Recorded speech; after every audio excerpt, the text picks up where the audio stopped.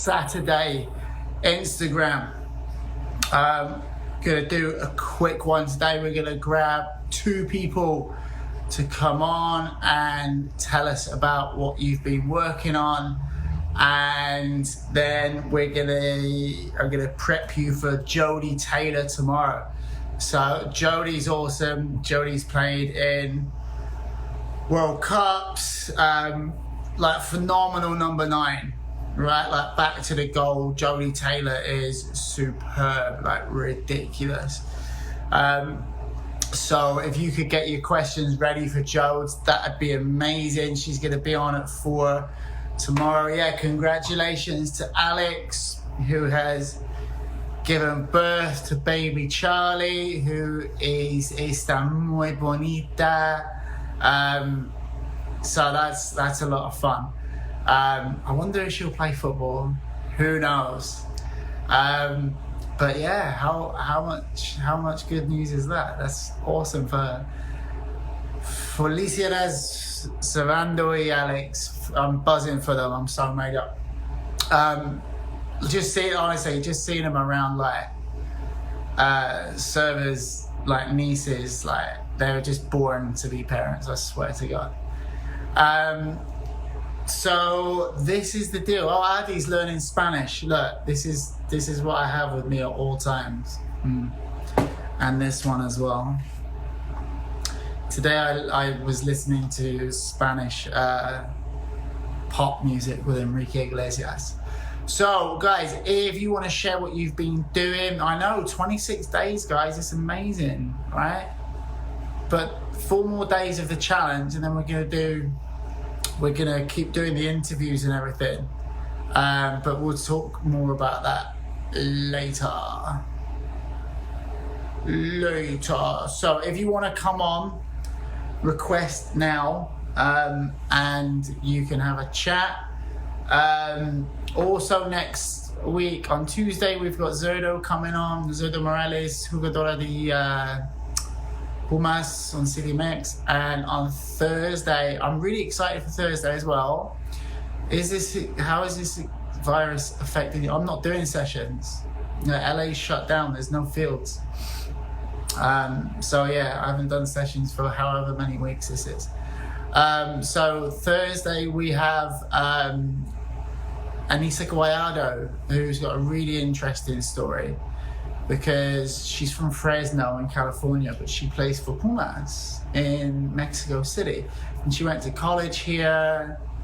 Obviously, like, she's American-Mexican, so it's that I'm actually really looking forward to that, because Anissa will be the only person that I'm bringing on that I haven't trained, right? But her story is it's, I don't know, there's something about it that excites me. How excited am I to meet Alex's baby?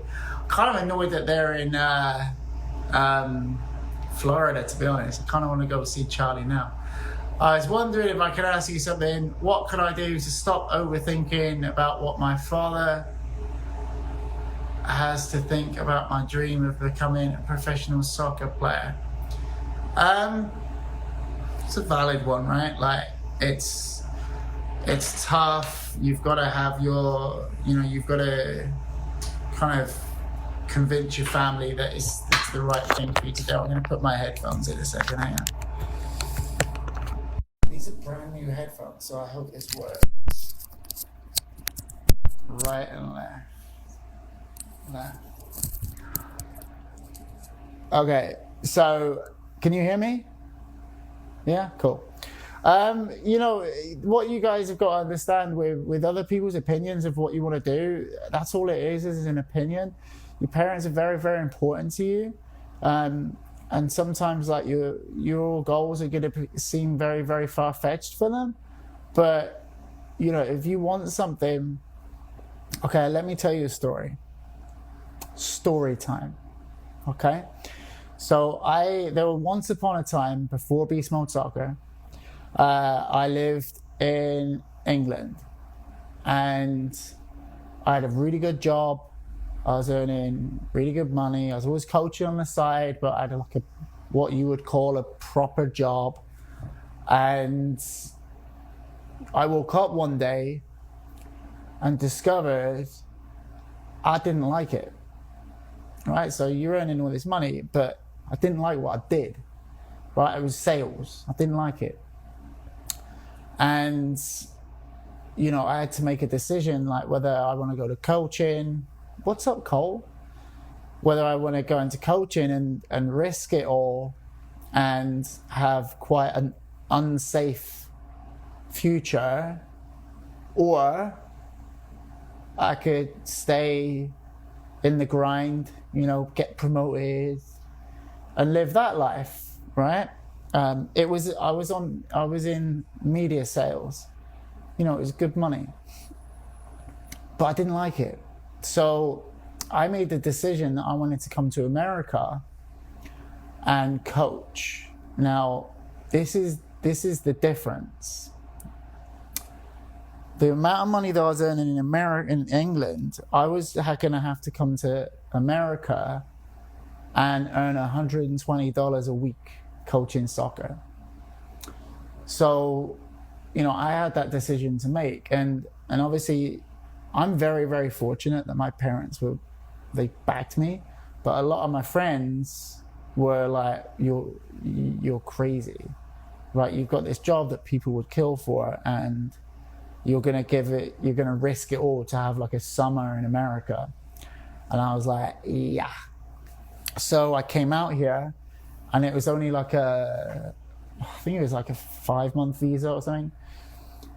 And I came out here and I had to go home, and, you know, again, I got a sensible job. I worked in a bank, and I still had that itch to chase my dreams, right? Because my dream was to work in the States full time, because I discovered that I loved working with players one-on-one, and I wanted to chase that dream. So I did it again. Like, I left the safe job with the bank, and I came to America, and again, I didn't know anyone, and I was earning again like $120 a week.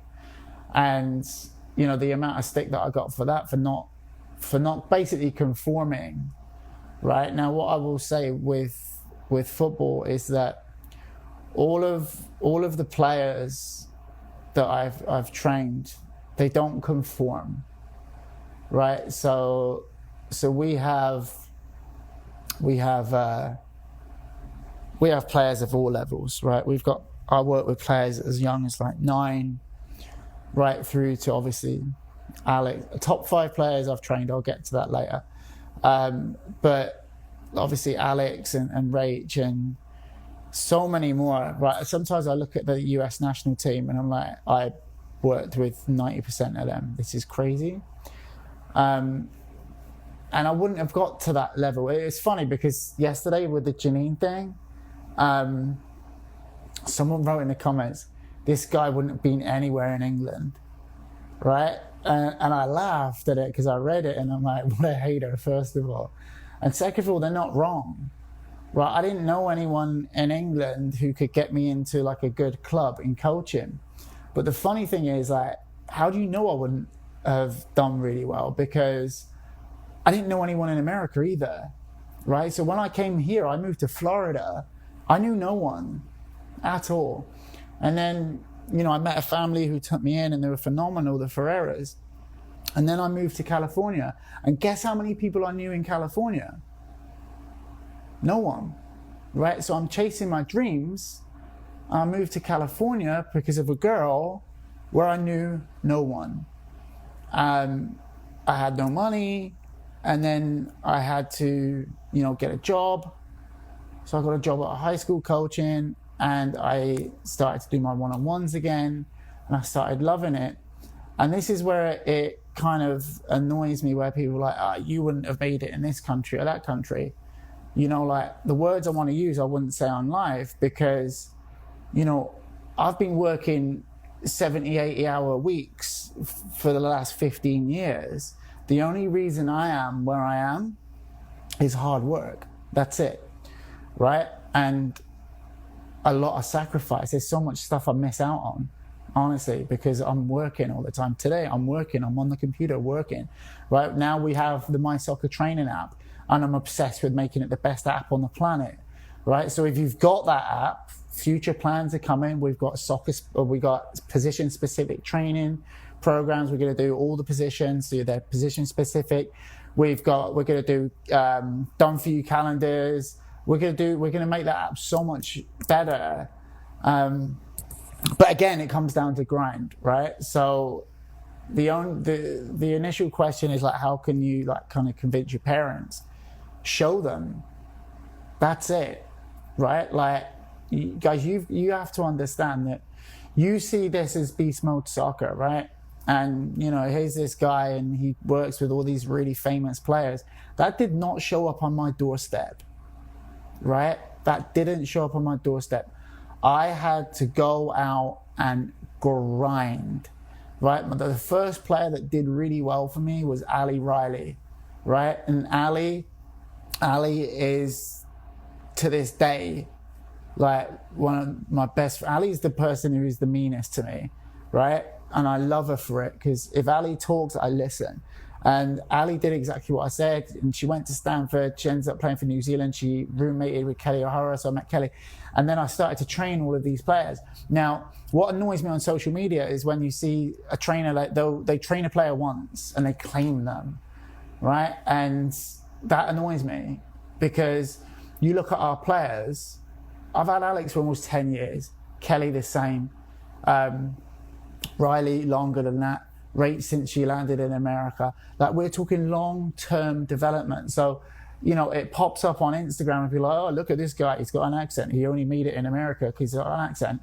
And to them, I say words that I cannot say on Instagram Live, right? Because there are many, many people who come to America, right? There are many people, and they don't put the work in.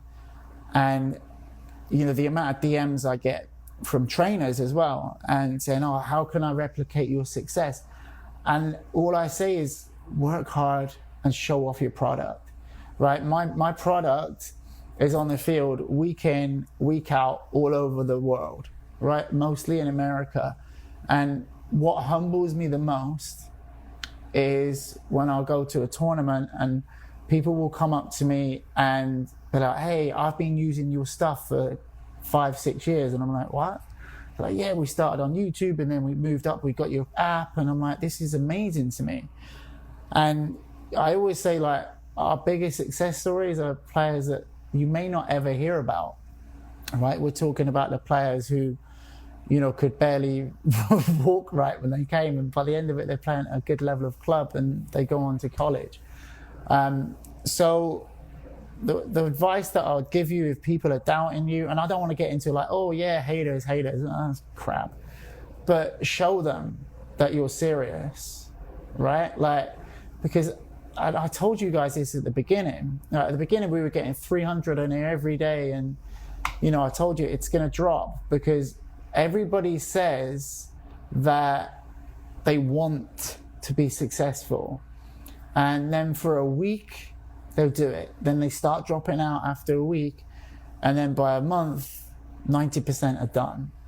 Right now, I'm so proud of you guys because we've got a core group here every day. And you guys are you now know what it takes to be successful. Good question. Was I able to travel to France? Yeah, I flew out for the semi-final and the final. So I was fortunate enough to be at the last 2 World Cup finals and see the fruition of our players' hard work, right? Like, so I see all of that in the after party, and I always tell this story, which is phenomenal. Like 2015, and 2019. So we go to the party afterward, and obviously everybody's happy because, the States have won. And the first thing Alex comes up to me and says, like, right, let's get ready for the Olympics. That is showing you and showing everybody how successful you want to be, right? Like, that is incredible to me. And I love sharing that story because, you've just won a World Cup final. And the first thing, you see your trainer that you've been with for years and you say, right, next thing, Olympics. And he's like, or enjoy the night. So yeah, sorry about that rant, but there you go. So if you're a trainer, my advice is hard work, and eventually your product, whatever town you live in, your product will start showing up on the field, right? The players that you work with, they'll start to show you off on the field, and people will ask them, "Oh, how do you get so good?" And they'll give you credit, but you shouldn't take the credit, right? Because the credit is always on the player, and that is huge. We live in a society where everything's about social media and social media proof, right? And that's absolute BS, right? Like Olivia Moultrie is an example, right? Like we work with Olivia a lot. Olivia would be Olivia with or without trainers. If she'd never trained with a trainer in her life, she'd still be exactly the same player as she is now, because it comes from here. She drives herself, right? And she's an amazing little player. I'm very, very excited to see what she does. But, don't be going around claiming players. You're a guide, right? Okay. So let's get down to business. Let's get down to business. Okay. Travis. How different is the UK to it's very different. I'll answer. Hey guys, how are you? Good. What have you been doing? Well, we ran today. And we Where? Ran? Yeah, Wait, where did we run? Yeah. Just around the neighborhood. Nice. We did How a long? mile. Woo. What's your mile word? Or your mile time? I didn't. 7:30. 7:30. Decent. Are you going to talk today, or are you just going to be silent again? I will talk. There she is. All right, guys, tell me about what players you've been doing, breaking down. Well, we actually did 2 different ones. Okay. I did Crystal Dunn, and you did Lavelle. Crystal Dunn. One of the I'm a things big I fan noticed of is she Crystal comes Dunn. up to help. Yeah, I really noticed that she comes up to help offense a lot, and but when she comes up to help offense, I think she could probably come back faster, maybe. Are you going to tell her that? I don't want to tell her that. Yeah. No, I'm not telling her that. No, I'm kidding. Yeah, so Dunny is, let me turn my Wi-Fi off.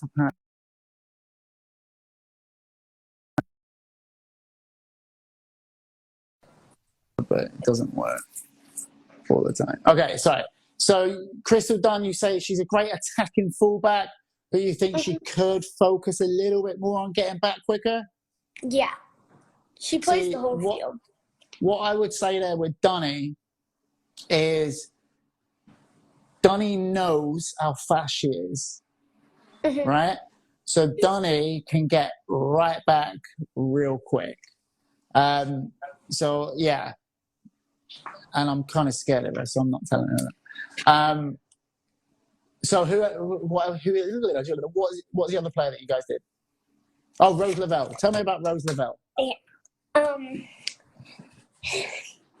Okay. She is not afraid to take a defender on 1v1. Yeah. Top fighter. Oh. She also has amazing footwork. Keep it coming.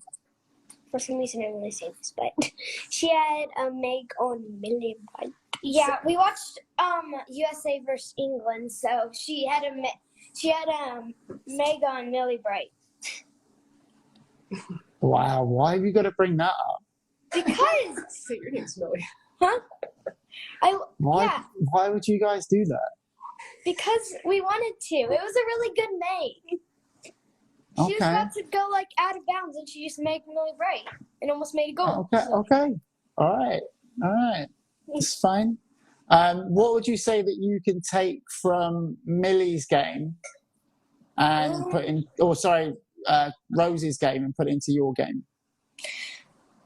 I think I could put in like the really good footwork. I have pretty good footwork, but not as good as I would want it to be. Yeah, Rose, what I like about Rose is that she's just not scared to dribble at people, right? She like kind of just doesn't hold back and she goes. Guys, thank you for coming on. You're awesome. Welcome, you're welcome. Even though you talk bad about Millie, that's fine. I'll bring you on again. Thank you very much, guys. You have a great Saturday. Okay, so I saw some questions. Is the glitch gone? Because I'm not on Wi-Fi anymore. Where is it? Do you support England or the US women's national team? Now, this is the funny thing. I am an English American, so I have both passports, and I sound English, and sometimes, I say ball and it sounds American. So when England played against the US in the semi-final, that was a hard one because, I sat with Rachel's family and, my players in the US, it was hard. And all I wanted really was my players to do well, and they did. So there's only one person who knows who I was going to support in that game, and that is Ali Long's husband, Batty. So I'm going to go ahead and say both. When they go head-to-head, it's so difficult for me, honestly, that I kind of just cop out and say, like, I just want the players to do well that I've worked with. So that's why I do it. And I did see another question. We're going live with Jodie Taylor tomorrow. How different is the UK football to the US?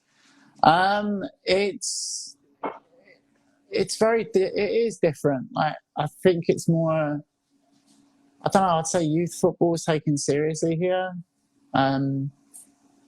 But in England, everyone's obsessed with football. And here we have so many different sports that players can focus on. But football's football, right? Teach us English slang. Talia, what really we really want to know is when you're going to come on and talk about your ACL, because you said you would and then you didn't. Because Talia, I met at a camp in DC, and she's a great little player, and she did her ACL, and she said she's going to come on and talk about it. Savage, how do you know when it's time to switch clubs? So this is interesting, right? Because what with the DA folding and all of that stuff, it's basically, hang on a second. It's basically, if your coach is developing you, don't worry about it. That's what I'd say. Hi, Cole, how are you?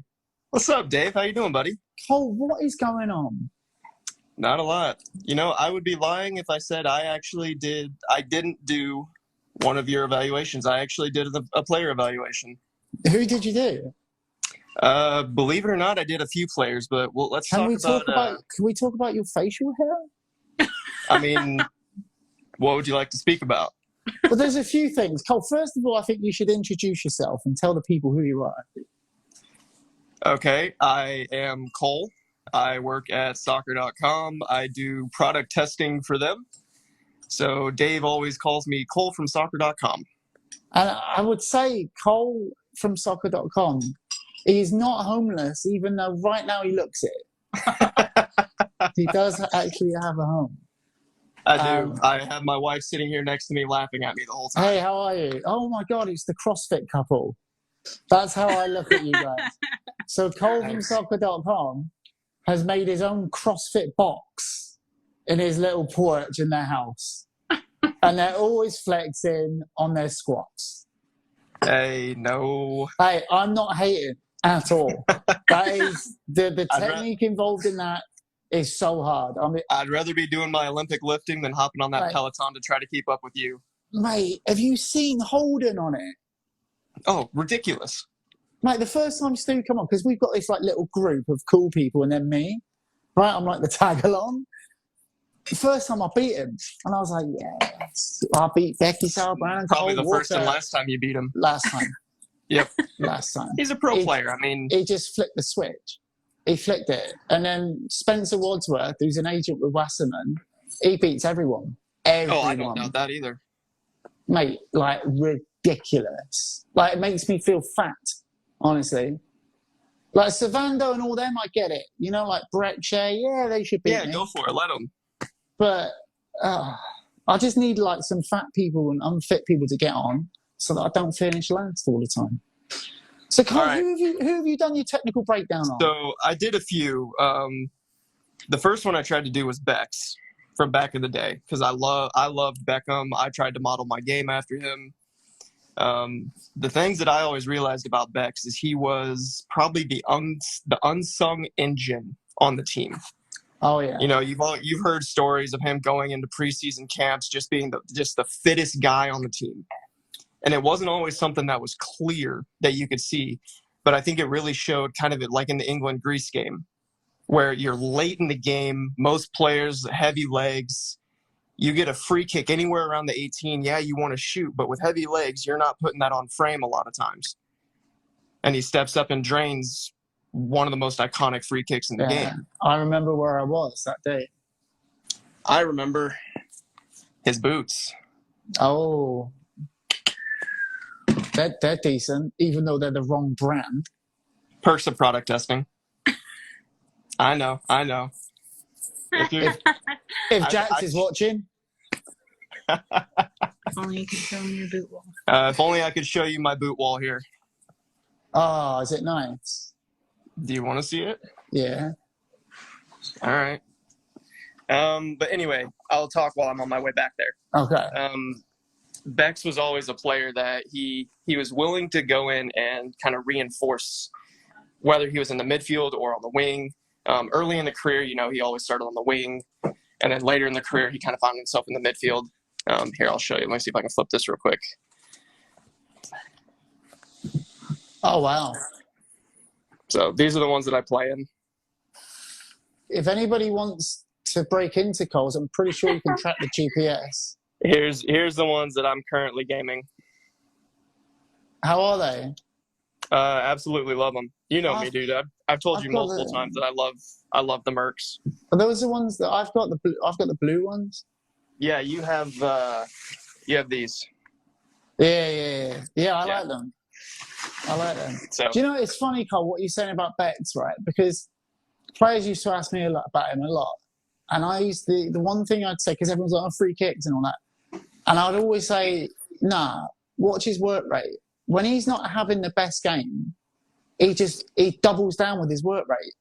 That's exactly what it is. And I always admired it about him, because some players lose it mentally. They're having a bad game. Beckham just ground in and made everybody else's job difficult.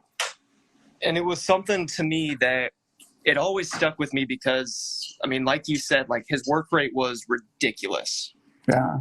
But it was not only that, it was the fact that he had that work rate day in and day out in training. And then on top of that, because he wanted to be good at servicing the ball, he wanted to be good at his free kicks. There's footage of him staying after practice for an hour, 2 hours afterwards, just doing nothing but training on that. But it's because he wanted that to be his specialty in that game. Now, there are some things that he could have improved on. Like, I was not always the biggest fan of him defensively. As a unit, he always played very well defensively with the team. Individually, he wasn't always the best on his own. Hashtag England versus Argentina. And he was ugly. That doesn't help the case at all. But Bex was always one that What are you talking about Argentina? Simeone booted him. I was in Cancun at that game. I love taking the piss for you, Dave, man. Mate, whatever. But, well, Cole, thank you very much for coming on. Hey, appreciate it, man. Didn't mean to hijack your Hey, no, story. You didn't hijack it. You enhanced it. Now, I'm sure you've got some pre-workout to chug and go and toss the barbell around. More like cupcakes and a couple beers. Protein cupcakes, though. Sure. Sure, we'll go with Yeah, that. there's an idea for you. I only want 50% of the profits. You got it. All right, mate. I'll talk to you Appreciate very it, soon. Dave. Cheers, guys. Thank you. Okay, so that was Cole. And if you follow Soccerdotcom and the boot reviews and all that, that's always Cole. Very, very, very knowledgeable. So if you're not following, you should go and follow. So, guys, that is today. The challenge for today or tomorrow, 3,000 touches. And you know what we're going to do, by the way? You saw the blue boots? That's one of the prizes for this. Right? So on day 30, we'll find out who wins all the prizes. So tomorrow, 3,000 touches.